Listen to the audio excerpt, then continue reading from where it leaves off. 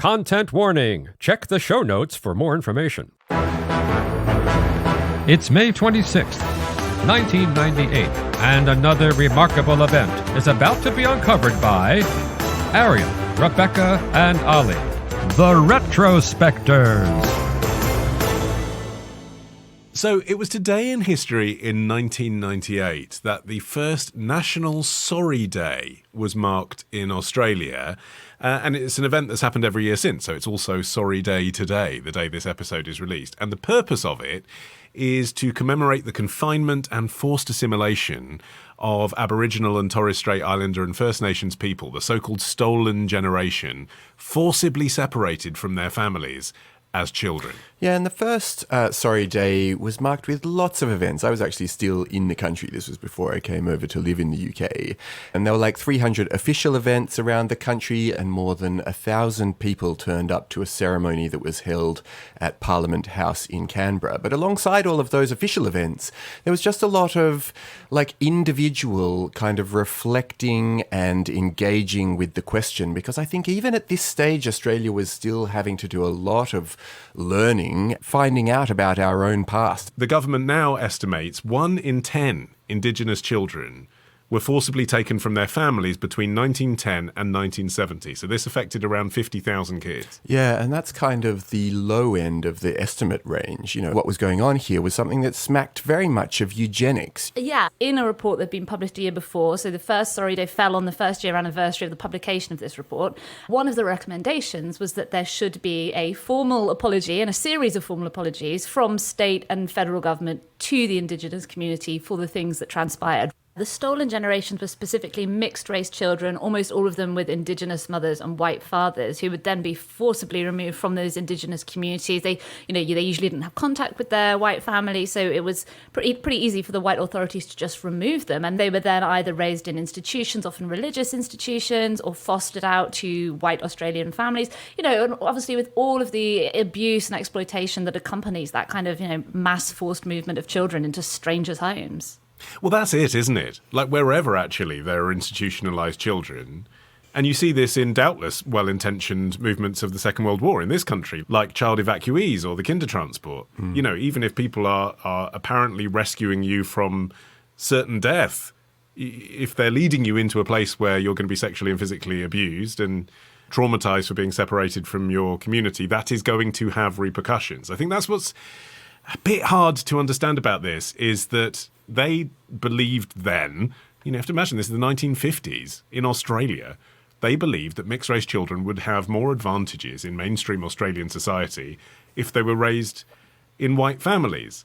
It was kind of a self-fulfilling prophecy in a way, because a lot of white lawmakers at the time seriously believed that Aboriginal and Torres Strait Islanders were going to die out. The numbers had dwindled so much since European colonisation that they were inevitably doomed as a group. But then by taking away the mixed-race children, who obviously were part of those communities, you're kind of ripping out the heart of that community even more. So that just continues in this vicious circle of, well, look at the state of these communities, we need to get these kids out. And then you've got all of these, completely torn apart communities left behind. And also what's really clear is that there are certain parts of the media in Australia that just simply weren't interested in covering this story for non-Indigenous people. And so the policy having been established, you have these institutions that become synonymous with abuse. I mean, most heinously, Ballarat Orphanage, which didn't close until 1987, had led to the deaths of at least 25 children. You had stories like that in plain sight being ignored. And so you can see how in 1997, after the publication of this report, there's this sort of feeling of a need for a national moment to come to terms with this. You can see the sort of politics as well that's trending in the Western world. You've got Tony Blair in Britain, you've got Bill Clinton in the USA. And then you have this day that's called Sorry Day. And yet the most obvious thing to come from that, which would be the Prime Minister standing up and saying sorry, that didn't happen until 2008, almost a decade afterwards. Yeah, well, that is partly to do with the fact that it took Australia so very long to vote John Howard, who was Prime Minister at the time, out. He was the one dragging his heels in this regard. His position was that you can't apologise directly for the ills of previous generations. He was trying to say, and this was an idea that caught on among a lot of particularly his voters, but I'd say, it resonated with plenty of Australians, that you can't say sorry for something that you didn't do yourself, and so it's better to offer a different sort of expression. And so he found himself standing up and offering deep and sincere regret that Indigenous Australians suffered injustices under the practices of past generations, but absolutely and indefatigably stopped short of saying sorry. And, I suppose he was trying to say it wasn't my administration, so therefore I and all of the people who work with and around me are not responsible for that. But I think the way that the eventual apology came about when finally the new Prime Minister, Kevin Rudd, who had made an apology part of his government's first parliamentary act after his 2008 swearing in, the words that he used was that he promised to remove the great stain from our nation's soul and in a true spirit of reconciliation to open a new chapter in the history of this great land, Australia. He was talking really about, it doesn't matter what I as an individual did, we're talking about ourselves as a country, and we're talking about the actions, and very recent, as you say, Olly, actions of this country's government. And so it's really important for us to find a way to say sorry for that. The turning point had come about when Howard was still in office in the year 2000. The third National Sorry Day was marked by a march across Sydney Harbour Bridge, which drew 250,000 people, which was the largest ever demonstration in Australia. The turnout was far larger than anyone expected, particularly because of the number of white marchers. The organisers just hadn't been able to predict how many people would turn up in solidarity. They carried banners, they flew the Australian flag, various Indigenous flags, and the highlight was a skywriter in the sky above who spelled out sorry over the harbour to huge cheers. It really was amazing. I was there, and it's giving me goosebumps again to a little bit relive it, and particularly that skywriting. It was so at odds with a Prime Minister who was refusing to say a thing, and there were the heavens, like the biggest possible billboard that you can imagine, saying sorry directly in his face. It was an amazing moment. Nonetheless, by 2008, when Kevin Rudd made this speech, there was still conflict within Parliament, wasn't there? Peter Dutton, who was a prominent Liberal politician at the time, but is now the opposition leader in Australia, walked out of Parliament during the speech. He says now that he didn't understand the symbolic significance of it then. I don't understand how that's possible. It's fairly straight. I understand it, and I've only been looking into it this morning. And his argument then was that he thought the apology should only be made after the government had closed the gap between outcomes for Indigenous and non-Indigenous people, even though that's not what any Indigenous person was saying should be the case. His plan was to meet all the targets and then turn around and say, and you know why we did all this, guys? Because we're so sorry. And a big buzzer would go off. And it was clear that the ongoing debate that there is around reparations and whether financial consideration should be made was going to be a step too far, even for Kevin Rudd in 2008. I mean, he said in that year, quote, "We will not under any circumstances be establishing any compensation arrangements or any compensation fund," absolutely blunt on that, which, I mean, at least is clear. But the report that inspired Sorry Day, one of the key recommendations was that reparations be made.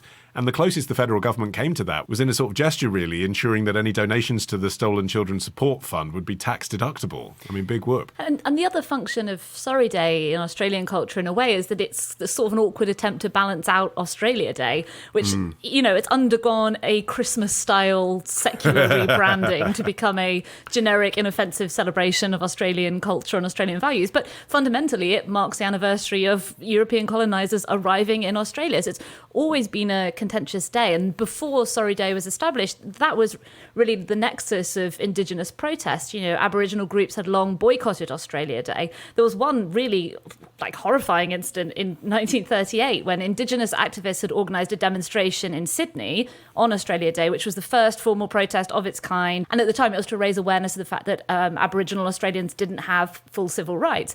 Meanwhile, the government of New South Wales seized Aboriginal men from a nearby reservation, held them overnight in a police station stables, and then made them participate in a reenactment of the arrival of the first fleet. Crikey. Wow. I think that the tide is turning gradually. I think that, like, for anyone who says we just have to abolish the whole day, there's plenty of people stepping in going, you know, short of that, we could just move the day. Like, we can still celebrate the greatness of our country, but how about we don't associate it with that moment of invasion where, you know, the colonization project began? And I think that's not hard to see as, like, the potential way forward. But I think you do see this sort of flip-flopping of different governments representing different views on this question. And, you know, one of the recent Conservative Prime Ministers, Scott Morrison, on one particular Sorry Day made headlines for saying, sorry isn't the hardest word. The hardest word is I forgive you. Kind of saying, you know, we've said all the sorry we need to say, and now it's up to you Indigenous folks to, like, just forgive us and we all move on, which just seems the most ludicrous thing to be saying on that day in particular. If you're going to quote a songwriter in this context, it shouldn't be Elton John, but Justin Bieber. Is it too late now to say sorry? No, go for it. Stop conflating empathy and liability. Right. I think everyone knows the hardest word to say is reparations. Yeah. And so another week of retrospecting ends. But next week begins a day early at Club Retrospectors. Join us now to get an exclusive episode every Sunday.